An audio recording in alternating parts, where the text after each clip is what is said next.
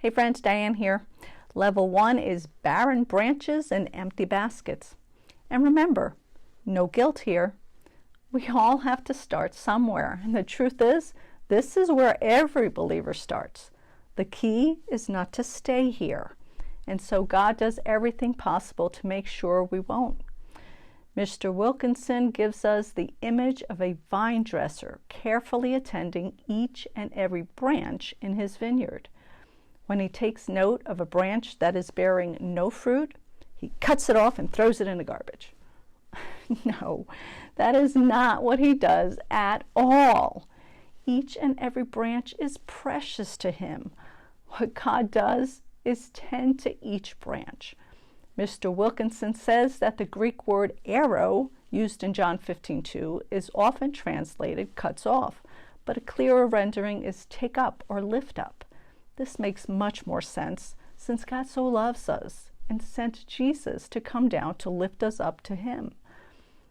This author points out, new branches have a natural tendency to trail down and grow along the ground, which makes sense, right? Even though we are new creations in Christ, when we begin this journey, we are used to living life a certain way apart from Christ. And as I have said, we often continue this low way of living until God intervenes in our lives one way or another. It is easy to continue living the old way of sinful selfishness. I've shared this image before, but it's worth repeating here. Think of holiness as being on top of a hill while sin is at the bottom. It takes time, effort, intentionality to climb up that hill, but it takes nothing at all to fall and roll back down, right? Like gravity, sin can pull us back down into the muck and mire of its dirt, causing us to get sick and be useless.